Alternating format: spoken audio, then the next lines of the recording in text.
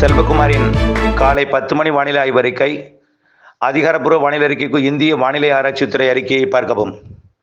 2024 December 1 ஞாயிற்றுக்கிழமை காலை 10 மணி அறிக்கை.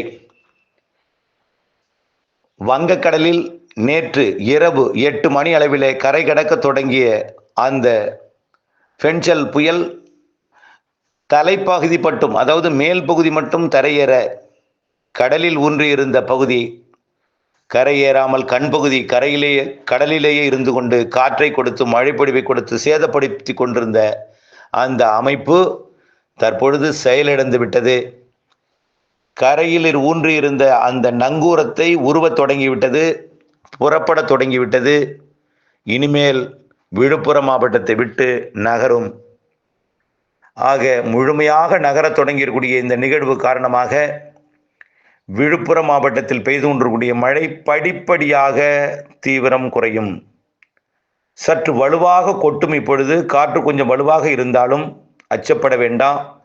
நேற்றைக்கு மாலை கடலில் இருந்தபோது அடித்த காற்று அளவு தான் இருக்கும்.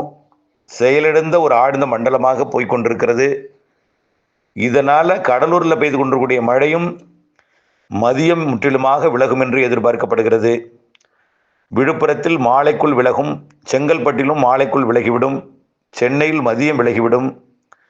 இந்த நிகழ்வு மேற்கு நோக்கி நகரும் பட்சத்தில் நகருகிற காரணத்தினால மாலை இது கள்ளக்குறிச்சி மாவட்டத்திற்கும் திருவண்ணாமலை மாவட்டத்திற்கும் இடைப்பட்ட பகுதி வழியாக மேலும் காற்றழுத்த தாழ்வு மண்டலமாக செயலிழந்து, ஆழ்ந்த காற்றழுத்த தாழ்வு மண்டலம் என்பது காற்றழுத்த தாழ்வு மண்டலமாக செயலிழந்து கடலூர் மாவட்டத்தின் மேற்கு பகுதி, அரியலூர், பெரம்பலூர் மற்றும் திருச்சி, நாமக்கல், சேலம், கிருஷ்ணகிரி, தருமபுரி, திருவண்ணாமலை போன்ற மாவட்டங்களுக்கும், வேலூர் மற்றும் ஆந்திர பகுதிக்கும், அப்படியே கிருஷ்ணகிரி அருகில் இருக்கக்கூடிய கர்நாடக பகுதிக்கும், தெற்கு கர்நாடகாவிற்கும் மழைப்பொழிவை கொடுத்து கொண்டே பிறகு அதாவது ஈரோடு மாவட்டம் சென்று மேலும் செயலிழந்து ஒரு நன்கமைந்த காற்றழுத்த தாழ்வு பகுதியாக சென்று திண்டுக்கல் முதல் பெங்களூர் வரைக்கும் விரிந்த ஒரு அமைப்பாக மழைப்பொழிவை கொடுத்து கொண்டு திருப்பூர், கோயமுத்தூர்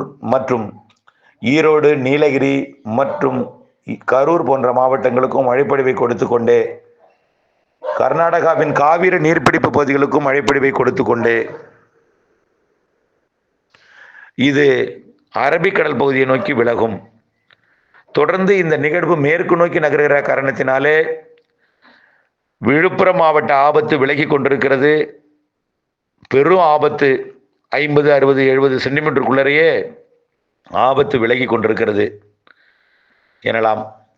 இன்னும் மழை தொடர்ந்து கொண்டிருந்தாலும் மாலை முற்றிலுமாக மழை விலகிவிடும். இரவு என்ற அறிக்கை, இரவு வரை மழை பொழியும் என்று நாம், அதாவது மாலை கரை கடக்க தொடங்கும், இரவு வரை நகரும் என்றோம். இப்போ காலை 10 மணிக்கு கரை கடக்க தொடங்கியிருக்கிற காரணத்தினால மதியம் வரை நகர்ந்து மாலை முற்றிலுமாக விலகிவிடும் என்று எதிர்பார்க்கப்படுகிறது. இனிமேல் முன்னெச்சரிக்கை எடுக்க வேண்டிய மாவட்டங்கள் காற்று வேண்டாம், காற்று அந்த அச்சம் வேண்டவே வேண்டாம். இனிமேல் முன்னெச்சரிக்கை எடுக்கக்கூடிய வேண்டிய மாவட்டங்கள் கள்ளக்குறிச்சி, திருவண்ணாமலை, அரியலூர், பெரம்பலூருக்கு தேவையான அளவான மழைப்பொழிவு கொடுக்கும். கள்ளக்குறிச்சி, திருவண்ணாமலை மற்றும் கிருஷ்ணகிரி, தருமபுரி, சேலம், நாமக்கல். அதுக்கு அடுத்தபடியாக நாளை, அதற்கு அடுத்தபடியாக கர்நாடகாவின் மைசூரு மற்றும் காவிரி நீர்பிடிப்பு பகுதிகள் மற்றும் நீலகிரி, கோயமுத்தூர் மற்றும் திருப்பூர் ஆகிய மாவட்ட பகுதிகள், திண்டுக்கல் வரைக்கும் மழைப்பொழிவு கொடுக்கும். இந்த நிகழ்வு 2ஆம் தேதி சேலம், 3ஆம் தேதி ஈரோடுக்கு நீலகிரி என்றால் 4ஆம் தேதி அரபிக்கடலை அடைந்து அங்கு தீவிரமடைந்து காவிரி நீர்பிடிப்பு பகுதிகளுக்கு மழைப்பொழிவை கொடுத்து கர்நாடக அணைக்கெல்லாம் நிறைய மழைப்பொழிவை கொடுத்து விட்டு விலகி செல்லும். இந்த நிகழ்வு இது இப்படி போகிறதே, நம் தென் மாவட்டத்துக்கு மழை சொல்லவில்லையே, டெல்டாவிற்கு மழை சொல்லவில்லையே, தெற்கு டெல்டா, புதுக்கோட்டை உள்ளிட்ட பகுதிகளுக்கெல்லாம் சொல்லவில்லையே என்று நீங்கள் நினைக்கலாம். குறிப்பாக தென் மாவட்டங்களை ஒதுக்கி விட்டதே இந்த நிகழ்வு என்று நினைக்கலாம். பொதுவாக இந்த நிகழ்வு போனாலும் அடுத்ததாக 5ஆம் தேதி ஒரு நிகழ்வு வந்து கொண்டிருக்கிறது. அது சாதாரண காற்றழுத்த தாழ்வு பகுதியோ அல்லது நிலையாகவும் இருக்கும். வரக்கூடிய நாட்களில் நல்ல மழைப்பொழிவை கொடுக்கும் வகையில் அந்த அமைப்பு பாதிக்கும் மழையாக இல்லாமல் கனமழை பொழிவாக எல்லா மாவட்டங்களுக்குமே கொடுக்கும். 5ஆம் தேதியிலிருந்து 9ஆம் தேதி வரை. அதற்கு அடுத்த நிகழ்வு 10ஆம் தேதி வருகிறது. அது கண்டிப்பாக ஒரு காற்றழுத்த தாழ்வு பகுதியாக இருக்கும். அந்த காற்றழுத்த தாழ்வு பகுதியாலையும் அனைத்து மாவட்டங்களுக்கும் கனமழை பொழிவு இருக்கிறது. ஏற்கனவே கனமழை பொழிவால் பாதிக்கொண்டு கொண்டிருக்கூடிய விழுப்புரம் மற்றும் செங்கல்பட்டு, கடலூர் மாவட்ட மக்கள் அச்சப்பட வேண்டாம். புதுச்சேரி எல்லாம் மழை இன்னும் 75% மாவட்டங்களுக்கு மேல் தேவைப்படுகிற காரணத்தினாலே இந்த அறிக்கையை கேட்டுக்கொண்டிருப்பவர்கள் விரக்தி அடைந்து விடுவார்கள் என்பதற்காக உள்ளதை உண்மையை உரைத்து கொண்டிருக்கிறேன். தயவு செய்து அச்சப்பட வேண்டாம். இந்த நிகழ்வு தொடர்ந்து, அதாவது அதனைத் தொடர்ந்து வரக்கூடிய 13ஆம் தேதி இந்த நிகழ்வு விலகியதும் 13ஆம் தேதிக்கு அந்தமான் கடற்பகுதிக்கு புதிதாக தென்சென கடற்பகுதியிலிருந்து ஒரு வலுவான நிகழ்வு வர இருக்கிறது. அது தற்பொழுது பிலிப்பைன்ஸ் பகுதியில் நிலை கொண்டிருக்கிறது. கண்டிப்பாக அது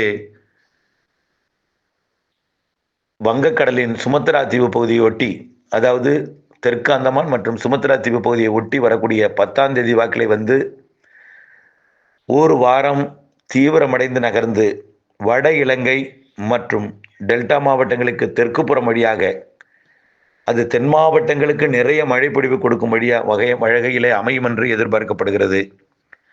அப்படி அது வரும் பட்சத்தில் வரக்கூடிய 18ஆம் தேதி வாக்கில் 16, 17, 18, 19 தேதி வாக்கில் சரியாக 17, 18, 19 எதிர்பார்க்கப்படுகிறது.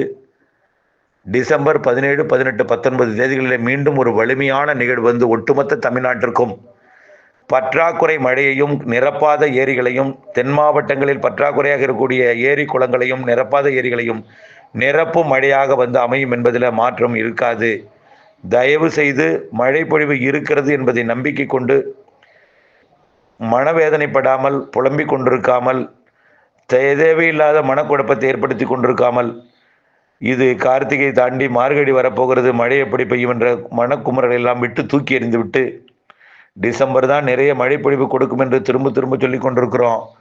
அதோட தொடக்கம் தான் இப்போ இருக்கக்கூடிய பெஞ்சல் புயல். அடுத்தது வரப்போகிறது சக்தி.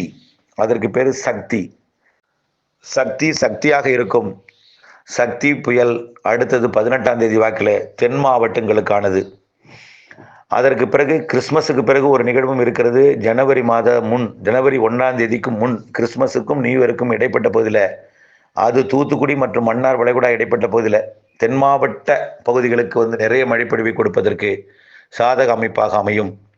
ஆனால் எங்கு நிகழ்வு இருந்தாலும் சென்னை வரை மழைப்பொழிவு எட்டி பிடிக்கும்.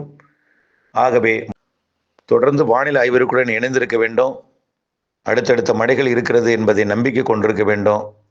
தற்பொழுது விழுப்புரம் கடந்து கொண்டிருக்கூடிய நிகழ்வு அடுத்தடுத்த மாவட்டங்கள் வழியாக நீலகிரி வரை போகும், அரபிக்கடல் வரை போகும் வழித்தடங்களில் இருக்கக்கூடிய மாவட்டங்களுக்கு நிறைய மழைப்பொழிவு தரும் என்ற நம்பிக்கை கொண்டு வானிலை அப்டேட்ஸுடன் இணைந்திருக்க அன்போடு கேட்டுக்கொள்கிறேன். நன்றி.